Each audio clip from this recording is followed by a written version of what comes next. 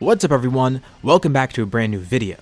Today our old friend Jiren is back, and this time we'll be delving more into Super. If you remember from the last part, we finished off the Buu saga and also saw a little bit of Beerus towards the end, as well as a teaser for Frieza's return. But if you remember from a few parts ago, there was one specific villain that got away and we haven't seen him since. And let's just say he's about to make his return. We'll be looking at what's happening on Beerus' planet with Goku, Vegeta, and Jiren, as well as what's happening on Earth. For this part, let's hit a like goal of 3,500 likes. Once we hit that, I'll continue with another part of the series. Anyways, let's pick up from here. We're gonna pick up on Earth, where things seem relatively peaceful right now. Since Goku and Jiren are away from Earth, Jocko decided to pick up the slack for them, putting it under his jurisdiction. He's glad to do this, he's always around Earth regardless. And as we've seen, Jocko is way stronger in this scenario, so this shouldn't be an issue, even if there is a new threat that'll appear. Plus, as we mentioned before, Gohan's kind of an honorary galactic patrolman. Of course, he's not going to be out in space, but consider this him working remotely. When he uses his alternate identity, he's basically working as a contractor for the Galactic Patrol, upholding their same values, and thankfully there's not much on Earth that he has to look out for. At least not until now. Secluded from everyone else, Android 17 is still lurking about, and now Android 18 is back as well.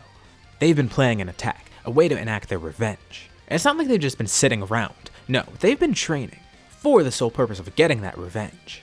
Although it's a little weird for them, the inability to sense ki is a bit of an issue, so it's not like they've been tracking Goku and keeping up with his power. They don't know where he stands actually, or where he even is for that matter. But over the past few years, they have gotten a lot stronger, and they don't care about what Jiro wants anymore. No, this isn't due to their programming telling them to kill Goku, they want to kill Goku out of their own volition. By this point, they've waited too long and trained too much to just sit around any longer. They feel that it's finally time for them to go through with the plan. Little do they know, Goku's not actually on Earth at the moment. So funny enough, the time that they finally decide to attack is the worst time to do it. But still, they're confident in their abilities and the fact that they'll be able to defeat Goku this time around, as well as all of his friends and anyone close to him. That includes Vegeta, Piccolo, Gohan, and pretty much anyone else, as well as that weird space guy that was around them before. So I guess this is basically the Android Saga Part 2. Or like, since it's in place of Resurrection F, let's just call it Resurrection A? No, that sounds kinda stupid. You know, let's just rip off a Star Wars name and say The Revenge of the Androids. It was only a matter of time until I included a Revenge of the Sith reference on this channel. Jokes aside, the androids begin their attack.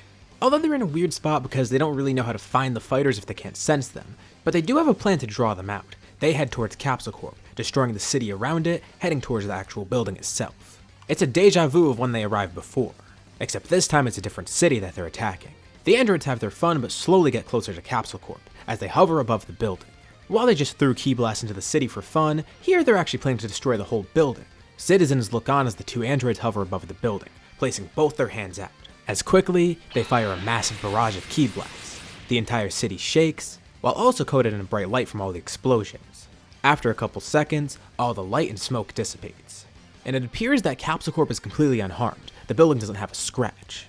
The androids are confused, but they realize what this means. Some fighters are here to defend. Two people then float upwards, Gohan and Piccolo. Each of them were there countering the blast successfully. Thankfully they got there quick enough to protect the building, despite a good chunk of the city already being destroyed. But hey, better late than never. The androids are pleased. This means their plan and their message worked, and now the fighters are here.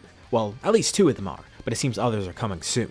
Gohan and Piccolo are ready to fight the androids, and they're surprised to see that 18 is back. They're not too surprised about 17 because they knew he was lurking about. It was only a matter of time, but they wonder how 18 got here. It doesn't matter though, the two are confident. If they're only the same strength as they were before, well, they're no issue at all. But 17 remarks. He says not only did he bring 18 back, but the two have been training. A lot. They're nowhere near the same power as the same androids they were before. Gohan and Piccolo go into fight, each taking on one of the androids themselves, and it becomes clear that they are pretty strong now.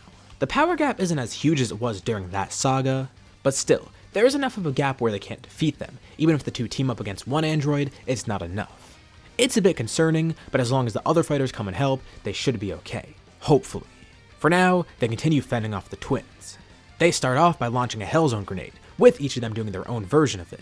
An immeasurable amount of ki blasts surround the two androids, as together, Gohan and Piccolo draw their arms inwards, causing all the blasts to connect and seek out the androids. They're both caught in the attack and they're hit directly, but they don't even try to defend against it. They're actually fine once the blast dissipates. It does seem like they are a lot stronger. Gohan and Piccolo may have underestimated them. Luckily, not long after, a lot of the human fighters come in to help. Gohan and Piccolo warn them about the power of the androids, and they say not to hold back. Gohan goes Super Saiyan 2, as all the other fighters power up as well. In case he needs it, Gohan does have a trick that may help them, but he's going to save it for later because he's not sure it'll work. The androids still have the upper hand, although they're losing ground. The good thing is, as long as they draw the fight out, they'll come out victorious because of infinite energy. 18 faces all the humans alone. But before she can attack them, she's suddenly caught off guard by a sneak attack. She looks over and sees Jaco has arrived on the scene as well. Since he's now watching over Earth for Goku and Jiren, it is his job to clean up this mess, or at least help clean it up. He powers up and bulks up considerably, going into his full power form, as he joins all the humans in their fight against 18. Gohan and Piccolo take on 17 alone, and with the way the groups are spread out, they're able to at least somewhat defend. But it is getting a bit tough. Far away, on Beerus' planet, Goku, Vegeta, and Jiren briefly sense what's happening. They can't sense the androids, but they sense all the fighters have powered up. They hope everything's okay. They're not sure if anyone's training or if it's an actual fight going on. Little do they know though, Whis is watching, and he sees everything going on Earth. If needed, he'll warn Goku, Vegeta, and Jiren, but for now, he'll leave the Earthlings to their own devices, seeing what happens and how they make it out of this. It'll be good for them to not rely on Goku, Vegeta, and Jiren this time around. And it'll be a good showcase of their power. He's actually kind of curious to see where they are in terms of strength, specifically that one hybrid Saiyan, Goku's son. The fight continues, and the androids actually have better techniques here too. Since they've actually trained here, they're not only impressive in terms of power, but technically they've grown too. It'll be tough for the Earthlings to pull ahead, but Gohan has a plan. He actually does have a new level of power, but he hasn't really used it in battle yet because he's not too sure how it'll work. It does have a drawback, but in terms of pure strength it will help them. He decides to use it, and Piccolo knows what he's about to show off. Gohan begins powering up. Past Super Saiyan 2, his ki skyrockets, as everything around them begins shaking. Electricity crackles around him as his hair grows, followed by a huge explosion of power. Everyone shields their eyes from the wind created by this transformation, and 17 sees it up and close. Gohan's aura is pretty much the same, but his physical appearance has changed. His hair's longer, he has no eyebrows, and even his pupils are different. He introduces this as Super Saiyan 3. He moves so quickly that 17 can't even register what's happening. As he aims for the weaker android, number 18, she turns around and is immediately kicked in the face by Gohan, and before she crashes into a nearby mountain, Gohan appears behind her, kicking her once again, doing the same once more as he launches her upwards. Gohan places his fingers on his head, and quickly begins charging up. 18 screeches to a halt midair, looking down trying to find Gohan, and eventually she does find him, launching a bunch of ki blasts in his direction, but the ki blasts all explode midair, and when it's too late she sees it. Gohan launches a beam towards him, taking a page out of Piccolo's book using a Makanko Sappo. Not only does it destroy all her attacks, but it pierces through her, critically injuring the android. 17 goes to attack, and he's on guard and is a little bit stronger than 18, so it's a bit harder for Gohan to fight him. But the good thing is 18's out of the picture, which means everyone can fight together alongside Gohan. 17 creates a massive barrier around him and Gohan, trying to isolate him so the two can fight alone. And this works for a brief period of time until the barrier completely shatters, as 17 feels a sharp pain in his arm as it's torn off. Krillin flung a few Kienzans towards them, destroying the barrier and hitting 17 in the process. And this serves as a great distraction, as Gohan launches towards 17, coating himself in a brilliant aura, hitting him with a Dragon Fist.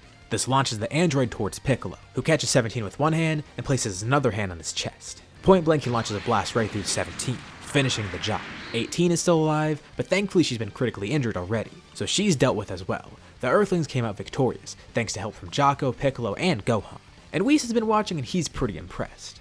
It's good to know that Earth can handle itself at least. And after this, we're going to go into the Universe 6 tournament. Champa is still screwing around in Universe 7, which does lead to the tournament being made.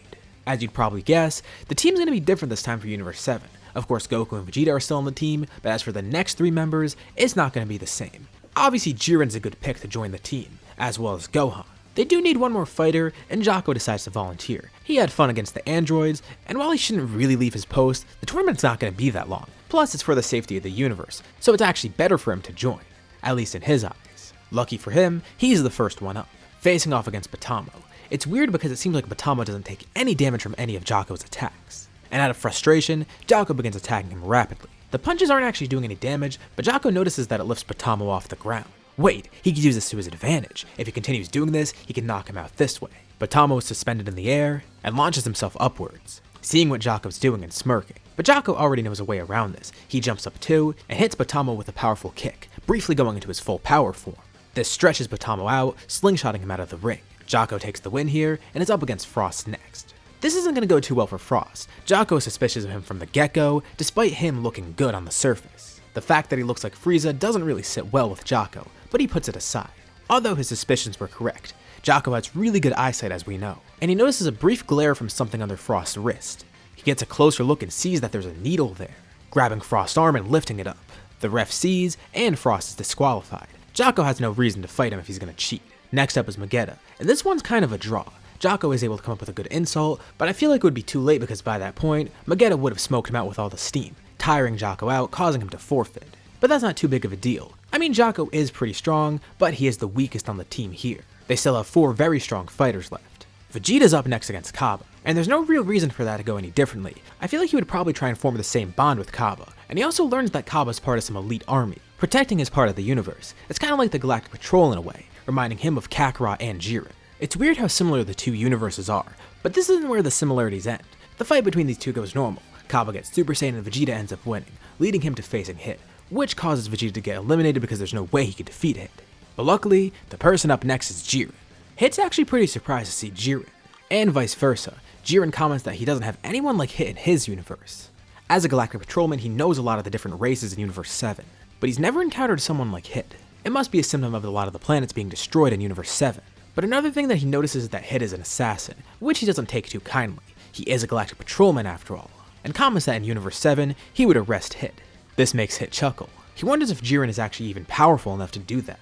The reason he's surprised to see Jiren is because he looks pretty familiar. Jiren wonders what he means and Hit explains. In Universe 6, at least in this scenario, there's a planet similar to the one that Jiren came from here in Universe 7. Hit says that Jiren must be the Universe 7 version of that species in his universe. This interests Jiren. There's more like him in Universe 6. He asked Hit if any of them are strong, and Hit says he personally doesn't know any. But he's heard, well, rumors. Nothing's really been confirmed, but it appears there may be one strong fighter from that planet in his universe. Beerus is pretty surprised to hear this too and asks Champa if it's true, and Champa confirms. Although Champa's had trouble finding that fighter, but it's definitely something to keep in mind. Regardless though, Hit and Jiren end their conversation, getting ready to actually face each other in a battle. At first, Jiren has trouble overcoming Hit's abilities. The way he controls time is a very effective technique. But Jiren may actually have a shot. Once he actually powers up into his full power mode, the tide begins to turn. This is his first chance to test out his full power after all his training with Beerus and Whis. He was pretty strong before in the past few parts, but this is something completely different. Now with access to God Ki and all those techniques he learned from training, Jiren is leagues beyond where he was before. In terms of raw strength, he surpasses Hit, although Hit's able to use pure progress and his time skip to keep up. But he can only do so much until he's completely overpowered by Jiren. Jiren's speed and strength is too much, even for a time skip. He attacks with speed, power, and unpredictability, making it hard for Hit to actually counter anything he does. The heat from his aura is intense, and that alone throws Hit off guard, as Jiren is finally able to directly land an attack, a powerful blow that Hit seems to guard. A shockwave is sent throughout the entire arena, and it seems almost delayed, as Hit is then flung out of the ring. Even though he defended against this, the power of it was just so much that he was knocked away, causing Jiren to be the victor here. Goku and Vegeta are completely speechless. They knew Jiren was strong and they've trained with him obviously. He even joined them in the time chamber when they went in there to train before the tournament, but he was going all out here. It's incredible how strong he's gotten. They didn't realize it was that potent, but all that matters is that they won, with everyone taking a big interest in Jiren. Zeno of course comes in and the wish by Beerus is made to restore Earth in Universe 6, so things go pretty normally here. One thing that doesn't happen though is Zamasu. There's no time travel and there wasn't really any reason for him to be angered. He may be a little ticked off by Jiren using godly abilities, but he may not even notice in the clip.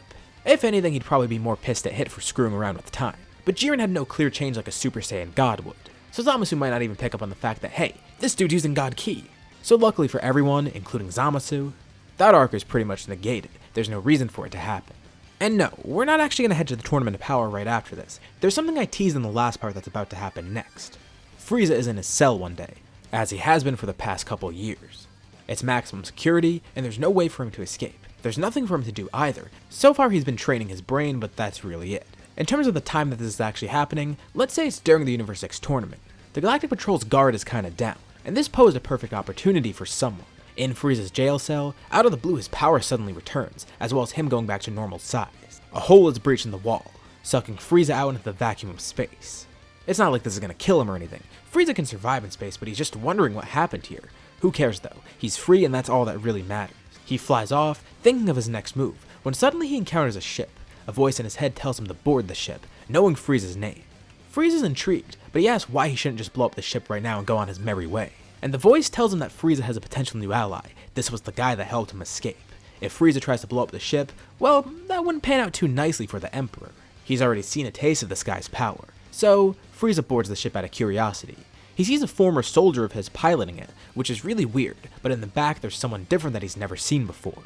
An old goat-like man in a cloak, who introduces himself as Moro, a man with great magical powers. Frieza's heard of many magicians, and he wonders what sets this one apart from the others. And Moro explains, a very minuscule amount of his magic has returned, and he used that to help Frieza, hoping that he'd gain a new ally, although he doesn't have much more of his magic left due to doing this. But right now he's trying to bluff and make it seem like he's stronger than Frieza, so he doesn't mention that. Really, Frieza could kill him at the moment, but that's besides the point. Moro wants to create an alliance with the Emperor. From his cloak, an injured and wrinkled hand sticks out, as Moro waits for Frieza to shake on it. This is where we'll leave off for now. So, what do you guys think will happen in the next part? Do you think Frieza will actually team up with Moro, and if so, how will that go? How will everyone be able to defend against him? And although this is a bit further down the line, what do you think will happen with Jiren's Universe 6 counterpart? Leave any thoughts and suggestions in the comments below. I'll be sure to check them out to see what you guys think. As always, if you liked the video, be sure to drop a like, and let's try to hit that like goal from the beginning of the video so we can get another part to the series. If you haven't already, why not subscribe, as well as hitting the bell icon to get notified about any future parts of this What If, or any other videos that I upload on my channel. Thank you all for watching, and I'll see you all in my next video.